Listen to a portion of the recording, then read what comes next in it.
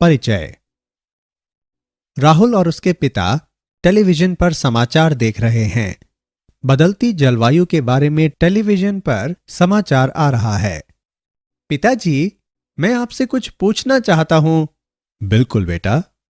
पिताजी, आजकल यह जलवायु क्यों बदल रही है? बेटे, जलवायु भूमंडलीय तापमान के कारण परिवर्तित हो रही है। भूमंडलीय तापमान? पिताजी, मुझे इस बारे में कुछ समझ में नहीं आ रहा है। क्या आप कृपया इस बारे में मुझे बताएंगे? ठीक है बेटे, मैं तुम्हें बताता हूं। पृथ्वी के वायुमंडल तथा महासागरों के औसत तापमान में बढ़ोतरी ही भूमंडलीय तापमान है। कुछ हरित गृह गैसें जैसे कि कार्बन डाइऑक्साइड पृथ्वी के वायुमंडल में ऊष्मा विकिरण रोक लेती है। इन गैसों के बढ़ते उत्सर्जन के कारण पृथ्वी के वायुमंडल तथा महासागरों के औसत तापमान धीमी गति से बढ़ रहे हैं और जलवायु परिवर्तन के पीछे यही कारण है। ठीक है पिताजी, मुझे मेरे प्रश्न का उत्तर मिल गया और अब मैं इस बारे में और जानना चाहता हूं। बेटा, इस बारे में अधिक जानने के लिए तुम्हें पर्यावरणीय रसायन पढ़ना होगा। आज हम पर्यावरणीय रसायन के बारे में अधिक जानकारी प्राप्त करेंगे।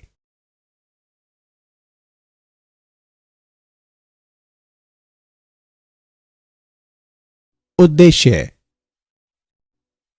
इस पाठ के अंत में आप निम्न करने में सक्षम हो जाएंगे। पर्यावरणीय रसायन को परिभाषित करना, पर्यावरणीय प्रदूषण के बारे में जानना, वायुमंडलीय प्रदूषण को परिभाषित करना, क्षोभमंडलीय प्रदूषण की व्याख्या करना, हरित गृह प्रभाव को परिभाषित करना, अम्ल वर्षा को परिभाषित करना, समतापमंडलीय प्रदूषण को परिभाषित करना, जल प्रदूषण को परिभाषित करना,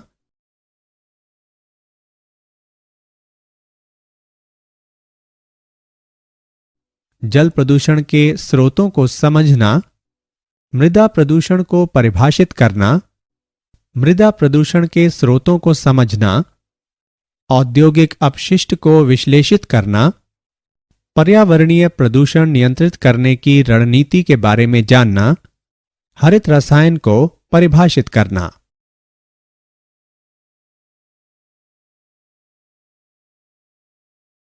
परिभाषा। पर्यावरणीय रसायन प्राकृतिक स्थलों में होने वाली रासायनिक तथा जैव रासायनिक घटनाओं के वैज्ञानिक अध्ययन का विज्ञान है। इसे वायु, मृदा और जल पर्यावरणों में रासायनिक स्पीशीज के स्रोतों, अभिक्रियाओं, परिवहन, प्रभावों तथा तथ्यों के अध्ययन के रूप में परिभाषित किया जा सकता है। पर्यावरणीय रसायन में हम प्रदूषक तथा पर्यावरण से इसकी अन्योन्य क्रिया, इसके बुरे प्रभावों की पहचान करते हैं और इन्हें न्यूनीकृत करने के उपाय खोजते हैं।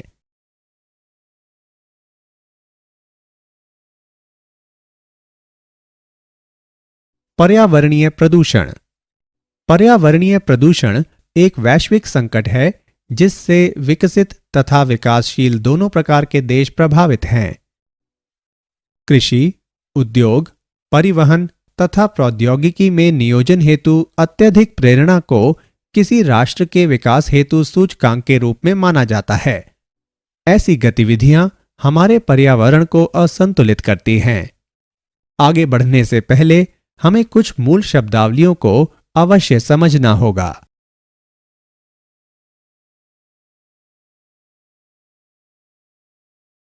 प्रदूषक एवं संदूषक। प्रदूषक मानवीय क्रियाकलापों के कारण कुछ पदार्थ प्रकृति में प्राकृतिक उपलब्धता की तुलना में अपेक्षाकृत अधिक मात्रा में पाए जाते हैं, जो प्रदूषक कहलाते हैं। ये प्रदूषक पर्यावरण को, विशेष रूप से जैव मंडल को विपरीत रूप से प्रभावित करते हैं। उदाहरण के लिए सीसा, पारा, कार्बन डाइऑक्साइड। संदूषक ये पदार्थ प्रकृति में नहीं पाए जाते बल्कि मानवीय क्रियाकलापों के कारण वायुमंडल में पहुंच जाते हैं। उदाहरण के लिए क्लोरीन, क्लोरोफ्लोरोकार्बन इत्यादि।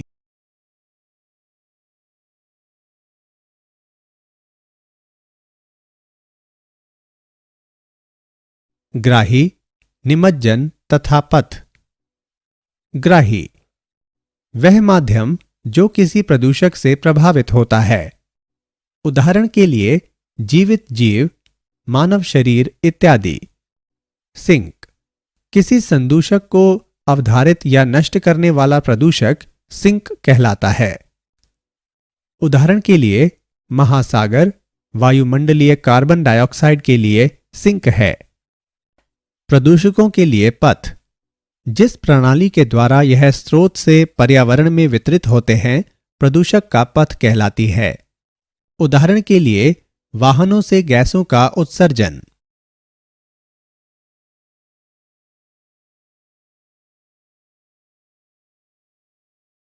घुलित ऑक्सीजन, रासायनिक ऑक्सीजन मांग तथा जैव रासायनिक ऑक्सीजन मांग। घुलित ऑक्सीजन ऑक्सीजन जो कि जलीय जीवों में उपापचय क्रियाओं के लिए अत्यावश्यक है, जल की गुणवत्ता का एक महत्वपूर्ण प्राचल होता है।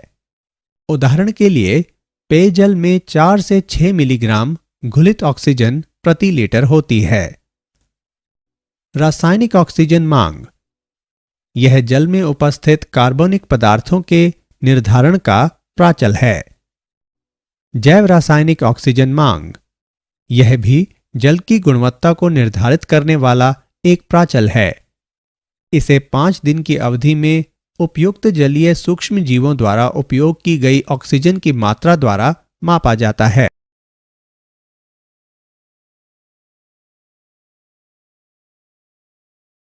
वायुमंडलीय प्रदूषण पृथ्वी गैसों के एक मोटे आवरण से घिरी हुई है जो वायुमंडल कहलाता है। समुद्र तल से दूरी के आधार पर वायुमंडल को विभिन्न परतों या स्तरों में बांटा जाता है। समुद्र तल से लगभग 10 किलोमीटर की ऊंचाई तक फैला निकटतम क्षेत्र क्षोभमंडल कहलाता है। इसमें वायु का लगभग 80% द्रव्यमान तथा जल वाष्प का लगभग समस्त भाग निहित रहता है। वायु प्रदूषण इसी में होता है। क्षोभमंडल के ऊपर 10 से 50 किलोमीटर तक का क्षेत्र समताप मंडल कहलाता है। समताप मंडल में नाइट्रोजन, ऑक्सीजन तथा ओजोन जैसी गैसें होती हैं। ओजोन परत तथा इसका अवक्षय इसी स्तर से संबंधित है।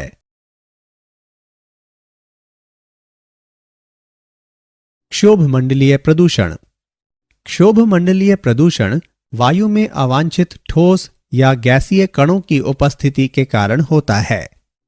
क्षोभमंडलीय प्रदूषण उत्पन्न करने वाले प्रदूषक 2 प्रकार के होते हैं, गैसीय वायु प्रदूषक तथा कणीय प्रदूषक।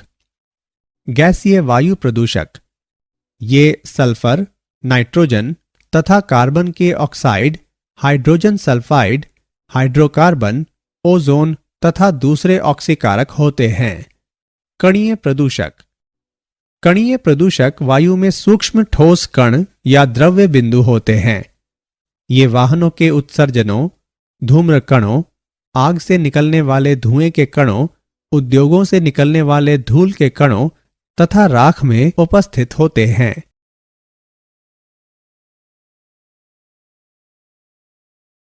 नाइट्रोजन तथा सल्फर के ऑक्साइड्स प्रदूषक।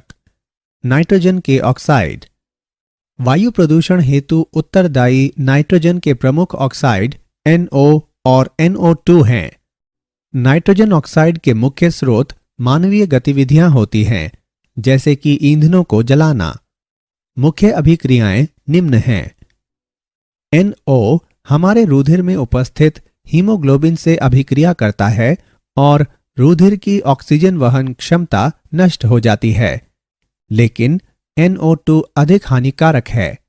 NO2 के सांस में जाने से फेफड़ों में जलन, सूजन और यहां तक कि मृत्यु भी हो सकती है। सल्फर के ऑक्साइड पायराइट अयस्क की रोस्टिंग, पेट्रोलियम उत्पादों को जलाना सल्फर के ऑक्साइडों के मुख्य स्रोत हैं। मुख्य अभिक्रियाएं निम्न हैं।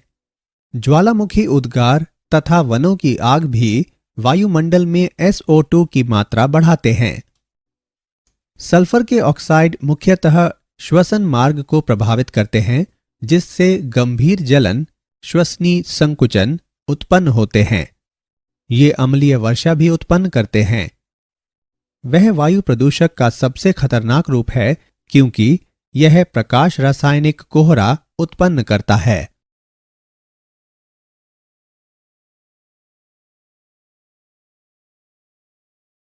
कार्बन के ऑक्साइड प्रदूषक।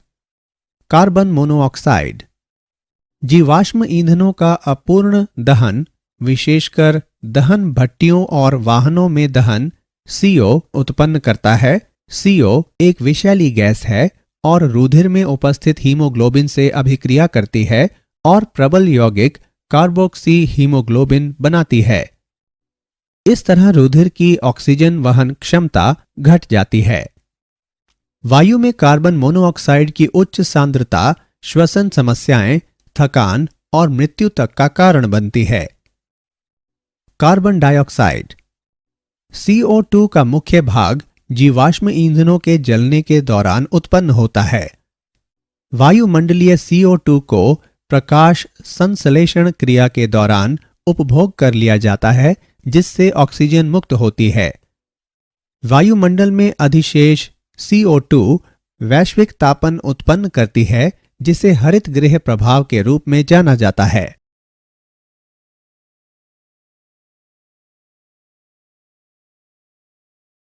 गैसीय वायु प्रदूषकों के उदाहरण। आइए गैसीय वायु प्रदूषकों का एक उदाहरण देखें। CO की उपस्थिति शरीर की कोशिकाओं में O2 ले जाने के लिए रुधिर में उपलब्ध हीमोग्लोबिन की मात्रा घटा देता है। कारण बताते हुए इस कथन का औचित्य सिद्ध करें। आइए इसका हल देखें। CO लाल रुधिर कणिकाओं से O2 की तुलना में लगभग 300 गुने अधिक प्रबलता से संयुक्त होती है।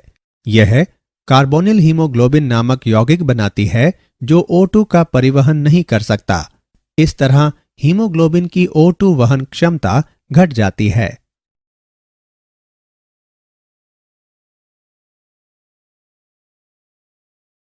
हरित गृह प्रभाव। ठंडे देशों में उष्ण कटिबंधीय देशों के पौधे कांच के घरों में उगाए जाते हैं। कांच से होकर पराबैंगनी प्रकाश निकल जाता है, किंतु परावर्तित प्रकाश कांच से नहीं गुजर पाता। इसलिए हरित गृह गर्म बना रहता है, जो उष्ण कटिबंधीय प्रदेशों के पादपों की समृद्धि हेतु उपयुक्त होता है। कार्बन डाइऑक्साइड, नमी, बादलों इत्यादि का एक आवरण भी यही कार्य करता है। इनसे होकर पराबैंगनी प्रकाश पृथ्वी के पृष्ठ तक पहुंच जाता है, किंतु परावर्तित अवरक्त विकिरण ऊपरी वायुमंडल में जाने से रोक लिए जाते हैं, जिससे वैश्विक तापन होता है। हरित गृह प्रभाव का पारिस्थितिक संतुलन पर व्यापक असर पड़ता है, जैसे कि ध्रुवीय क्षेत्रों में बर्फ के आंशिक पिघलने के कारण समुद्र स्तरों में बढ़ोतरी। पानी के आयतन में इस प्रकार होने वाली बढ़ोतरी से अनेक तटवर्तीय क्षेत्र, यहां तक कि मुख्य भूमियां भी डूब जाएंगी।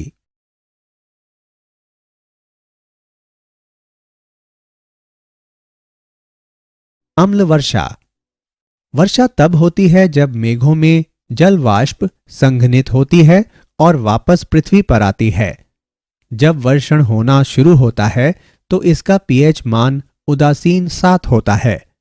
साफ वायु में वर्षा में वे सामग्रियां सम्मिलित हो जाती हैं जो प्राकृतिक रूप से पाई जाती हैं, जैसे कि धूल, परागकण, कुछ CO2 और तड़ित या ज्वालामुखी गतिविधियों के कारण उत्पन्न हुए कुछ अन्य रसायन। ये पदार्थ वर्षा को कुछ अम्लीय बना देते हैं, जिसका pH मान लगभग 6 हो जाता है। जब वर्षा प्रदूषित वायु से होकर भूमि पर आती है तो यह अनेक रसायनों के संपर्क में आती है, जैसे कि सल्फर के गैसीय ऑक्साइड, नाइट्रोजन के ऑक्साइड, हाइड्रोक्लोरिक अम्ल की धुंध और फास्फोरिक अम्ल इत्यादि। ये पदार्थ गिरती वर्षा बूंदों में घुल जाते हैं और इसे सामान्य से अधिक अम्लीय बना देते हैं, जिसका pH मान 5.6 से 3.5 के बीच हो जाता है। यह वर्षा अम्लीय वर्षा कहलाती है।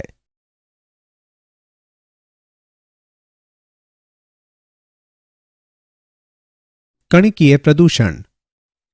कणिकीय प्रदूषक वायु में रहने वाले सूक्ष्म ठोस कण या द्रव्य बूंदें होती हैं। ये वाहनों के उत्सर्जनों, आग के धूम्र कणों, धूल कणों तथा उद्योगों की राख में उपस्थित होते हैं। वायुमंडल में कणिकाएं दो प्रकार की होती हैं, जीवित तथा अजीवित। जीवित ये सूक्ष्म सजीव होते हैं जो वायुमंडल में प्रकीर्णित होते हैं। उदाहरण जीवाणु, फफूंद, कवक, शैलाव इत्यादि। अजीवित इन कणों को इनकी प्रकृति तथा आकारों के अनुसार वर्गीकृत किया जाता है।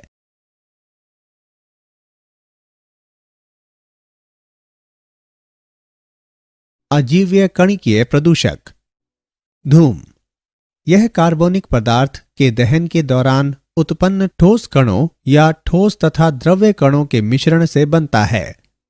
उदाहरण के लिए सिगरेट का धुआं, जीवाश्म ईंधनों को जलाने के कारण उत्पन्न धुआं, तेल का धुआं इत्यादि।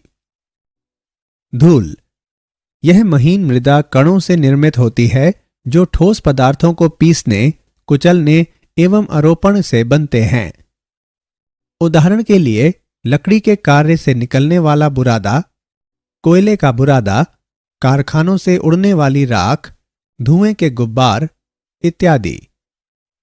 कोहरा यह फैले हुए द्रव्य कणों तथा वायु में वाष्प के संघनन के कारण उत्पन्न होता है। उदाहरण के लिए सल्फ्यूरिक अम्ल का कोहरा, शाकनाशियों एवं कीटनाशियों से बनने वाला कोहरा। धूम्र यह ऊर्ध्वपातन, आवसन, कवथन व अन्य अनेक रासायनिक अभिक्रियाओं के दौरान वाष्पों में संघनन से बनता है। उदाहरण के लिए कार्बोनिक विलयक, धातुएं एवं धातुओं के ऑक्साइड धूम्र कणों को उत्पन्न करते हैं।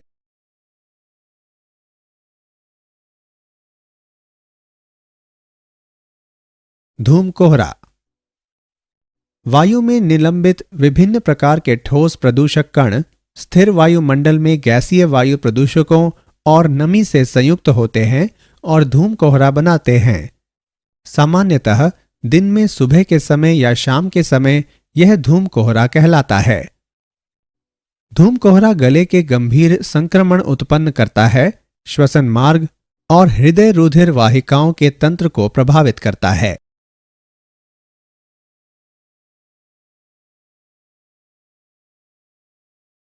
प्रकाश रासायनिक धूम कोहरा।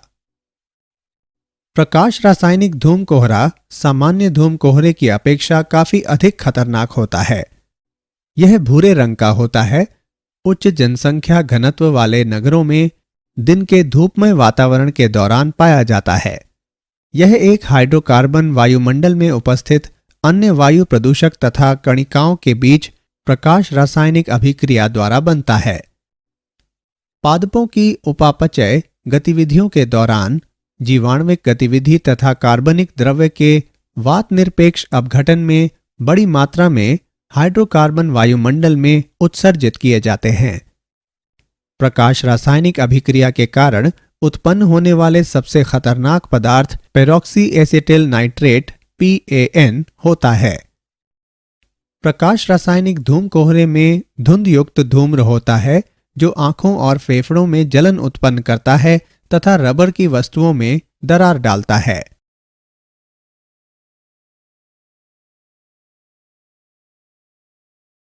ओजोन परत। समुद्र तल से लगभग 20 से 25 किलोमीटर की ऊंचाई पर ओजोन की एक पतली परत उपस्थित है। यह पराबैंगनी प्रकाश से ऑक्सीजन की प्रकाश रासायनिक अभिक्रिया के कारण उत्पन्न होती है। ओजोन अधिकांश नुकसानदेह पराबैंगनी विकिरण को अवशोषित कर सकती है और पृथ्वी पर जीवित जीवों को सुरक्षित रखती है। ओजोन परत की अनुपस्थिति में जीवित जीव गंभीर विकिरण संकटों जैसे त्वचा कैंसर के शिकार हो जाएंगे।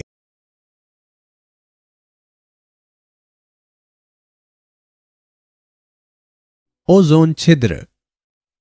क्लोरोफ्लोरोकार्बन जो कि प्रतिशन तथा सुगंध उद्योगों में व्यापक प्रयुक्त किए जाते हैं, ओजोन परत को क्षतिग्रस्त करते हैं। ओजोन परत का अवक्षय विशेषकर ध्रुवीय प्रदेशों में ओजोन छिद्र के रूप में जाना जाता है। CFC के संपर्क में आने पर मुक्त रेडिकल बनने के कारण O3 नष्ट हो जाती है। इसलिए CFC ओजोन परत को नष्ट करते हुए अत्यधिक प्रदूषण करते हैं। ये ओजोन छिद्र उत्पन्न करते हैं जिससे पराबैंगनी विकिरण पृथ्वी के पृष्ठ तक पहुंचने लगता है, जिससे त्वचा कैंसर, पादपों व जंतुओं को क्षति आदि परिणाम होते हैं।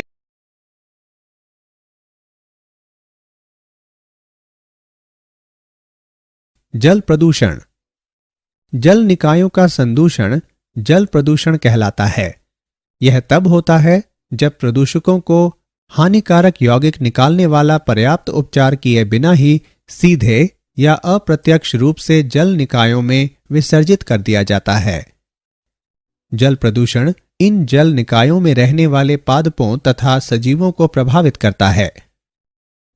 प्राकृतिक परिघटनाएं जैसे कि ज्वालामुखी, शैलाव पुष्पन, तूफान तथा भूकंप आदि भी जल की गुणवत्ता तथा जल की पारिस्थितिक स्थिति में प्रमुख परिवर्तन कर देते हैं।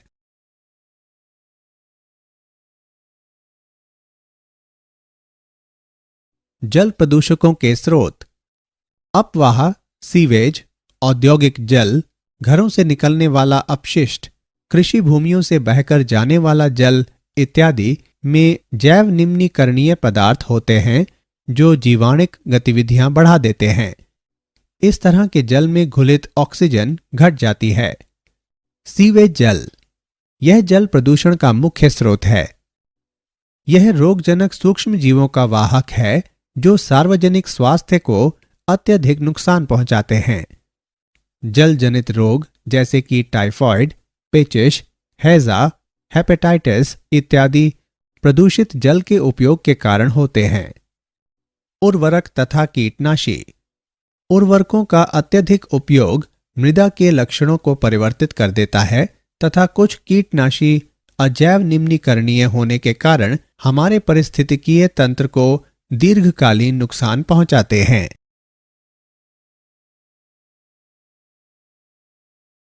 जल प्रदूषण उत्पन्न करने वाले अन्य कारक। अपमार्जक, डिटर्जेंट। घरों से निकलने वाली नालियों में होकर जब डिटर्जेंट जल निकाय में मिल जाते हैं तो जल की ऊपरी सतह पर पायस की एक पतली परत बन जाती है। यह पायस वायुमंडलीय ऑक्सीजन को जल में घुलने नहीं देता। समुद्री सतह पर तेल का तैरना। तेल के टैंकर जहाजों से हाइड्रोकार्बन तेलों का रिसाव जो समुद्री सतह पर तेल की परत बनाता है, यह भी जलीय जीवों के लिए गंभीर खतरा उत्पन्न करता है। तेल की परत समुद्री जल में घुलित ऑक्सीजन को धीरे धीरे कम कर देती है और जलीय जीवों को सांस लेने के लिए कम मात्रा में ऑक्सीजन मिल पाती है। तापीय प्रदूषण। जल विद्युत परियोजनाओं में नदी स्रोतों में ठंडा पानी लिया जाता है और उसी नदी में गर्म पानी छोड़ा जाता है। अतः नदी का तापमान बढ़ जाता है जो जलीय जीवों को प्रभावित करता है।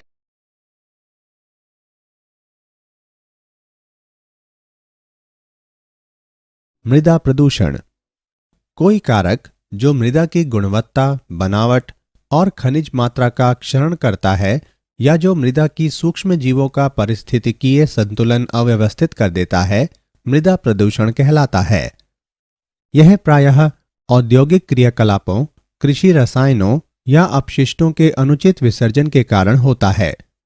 पेट्रोलियम हाइड्रोकार्बन, बहुनाभिकीय सगंध हाइड्रोकार्बन, विलायक, कीटनाशी, सीसा तथा अन्य भारी धातुएं सबसे सामान्य रसायन हैं जो मृदा प्रदूषण उत्पन्न करते हैं। मृदा प्रदूषण के पादपों की वृद्धि पर विपरीत प्रभाव पड़ते हैं।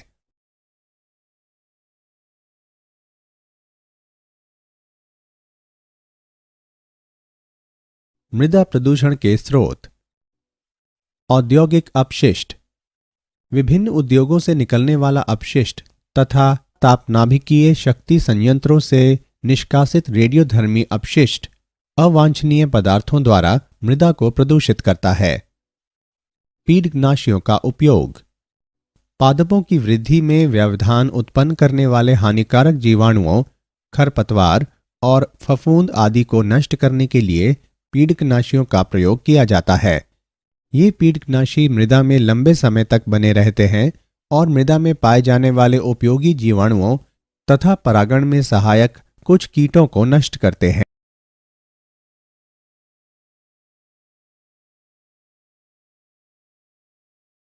मृदा प्रदूषण उत्पन्न करने वाले अन्य कारक। घरेलू अपशिष्ट, टूटे डिब्बे, कांच की वस्तुएं, प्लास्टिक, राख इत्यादि मुख्य मृदा प्रदूषक हैं। रासायनिक उर्वरक, नाइट्रोजनी तथा फॉस्फेटिक उर्वरकों का अत्यधिक उपयोग भी मृदा प्रदूषित करता है। अत्यधिक उर्वरक कुछ उपयोगी जीवाणुओं को नष्ट कर देते हैं, पादपों द्वारा पोषक तत्वों के अवशोषण में व्यवधान पहुंचाते हैं।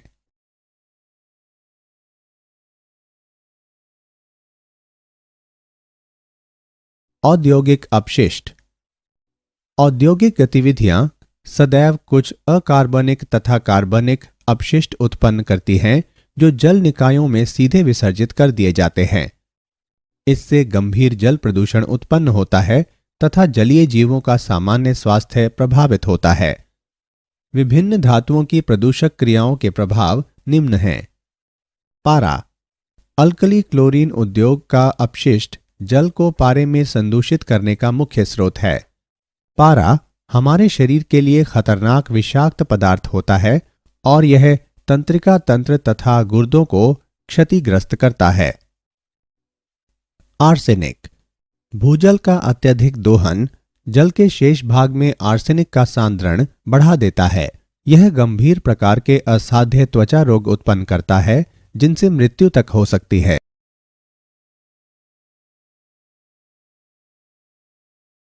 कैडमियम तथा सीसा, औद्योगिक अपशिष्ट। कैडमियम, जस्ता, तांबा, सीसा की धातुक्रम प्रक्रियाएं तथा निकेल कैडमियम रिचार्जेबल बैटरियां निर्मित करने वाली फैक्ट्रियां कैडमियम प्रदूषण के मुख्य स्रोत हैं। कैडमियम प्रदूषित जल ग्रहण करने से वमन होते हैं, गुर्दे वृक्क क्षतिग्रस्त हो जाते हैं और रक्ताल्पता एनीमिया हो जाता है। सीसा, सीसे के निष्कर्षण सीसा युक्त पेट्रोल, पेंट उद्योग के अपशिष्ट जब जल निकायों में मिलते हैं तो सीसा प्रदूषण उत्पन्न करते हैं। हमारे शरीर में सीसे का संचय होने पर भूख नहीं लगती, सिर दर्द, इंसोम्निया, अपच आदि हो जाता है।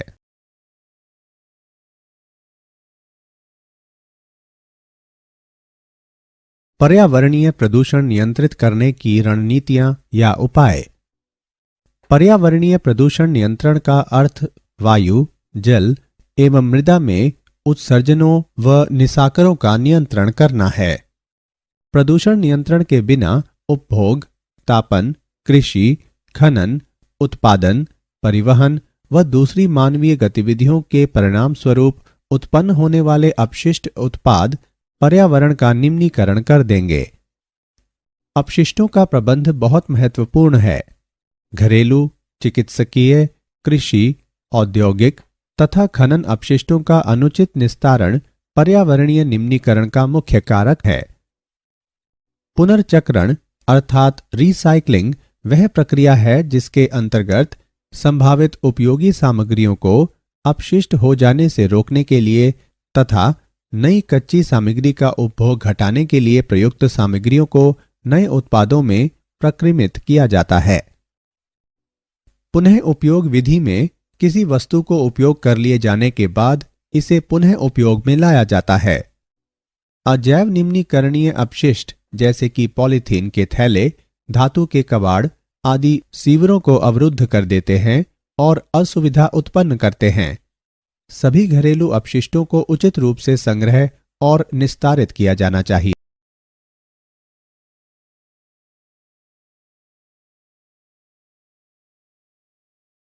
हरित रसायन।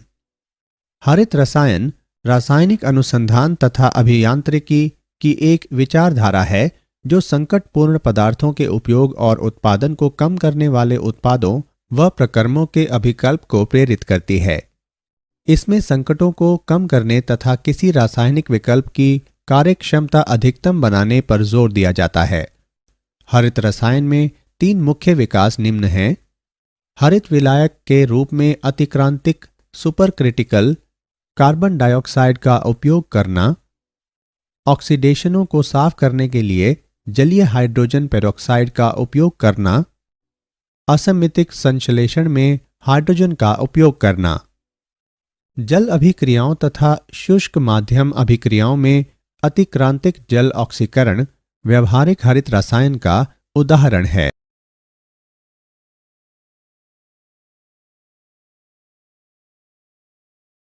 हरित रसायन की अवधारणाएं। उत्पाद में परिवर्तित होने वाली कच्ची सामग्रियों की मात्रा अधिकतम करने के लिए प्रक्रमों का अभिकल्पन, सुरक्षित पर्यावरण अनुकूल पदार्थों तथा विलायकों का उपयोग जहां संभव हो, ऊर्जा कुशल प्रक्रमों का अभिकल्पन, अपशिष्ट नियंत्रण का सर्वोत्तम रूप प्रथम स्थान पर इसे निर्मित न करना।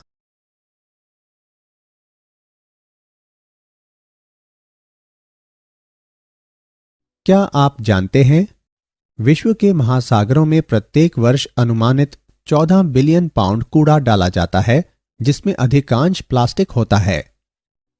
प्रत्येक वर्ष जल जनित रोगों के लगभग 250 मिलियन मामले सामने आते हैं, जिनसे लगभग 5 से 10 मिलियन मौतें होती हैं।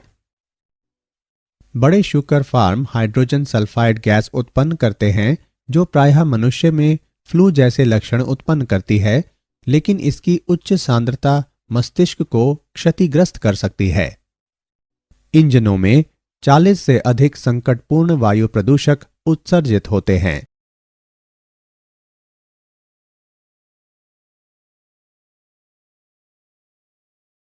सारांश। आइए हमने जो कुछ सीखा है उसे संक्षेप में दोहराएं। पर्यावरणीय रसायन को वायु, मृदा और जल पर्यावरणों में रासायनिक स्पीशीज के स्रोतों, अभिक्रियाओं, परिवहन, प्रभावों तथा तथ्यों के अध्ययन के रूप में परिभाषित किया जा सकता है। मानवीय क्रियाकलापों के कारण कुछ पदार्थ प्रकृति में प्राकृतिक उपलब्धता की तुलना में अपेक्षाकृत अधिक मात्रा में पाए जाते हैं, जो प्रदूषक कहलाते हैं। रासायनिक ऑक्सीजन मांग जल में उपस्थित कार्बनिक पदार्थों के निर्धारण का प्राचल है। समुद्र तल से लगभग 10 किलोमीटर की ऊंचाई तक फैला निकटतम क्षेत्र क्षोभ मंडल कहलाता है। कार्बन डाइऑक्साइड नमी, बादलों आदि के एक आवरण से होकर पराबैंगनी प्रकाश पृथ्वी के पृष्ठ तक पहुंच जाता है, किंतु परावर्तित अवरक्त विकिरण ऊपरी वायुमंडल में जाने से रोक लिए जाते हैं, जिससे वैश्विक तापन होता है।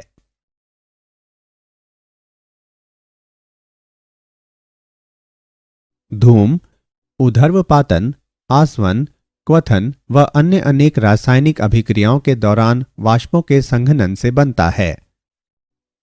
प्रकाश रासायनिक धूम, कोहरा एक हाइड्रोकार्बन वायुमंडल में उपस्थित अन्य वायु प्रदूषक तथा कणिकाओं के बीच प्रकाश रासायनिक अभिक्रिया द्वारा बनता है। कोई कारक जो मृदा की गुणवत्ता, बनावट और खनिज मात्रा का क्षरण करता है, या जो मृदा में सूक्ष्मजीवों का पारिस्थितिकीय संतुलन अव्यवस्थित कर देता है, मृदा प्रदूषक कहलाता है। हरित रसायन रासायनिक अनुसंधान तथा अभिक्रियाकी की एक विचारधारा है, जो संकटपूर्ण पदार्थों के उपयोग और उत्पादन को कम करने वाले उत्पादों व प्रक्रमों के अभिकल्पन को प्रेरित करती है।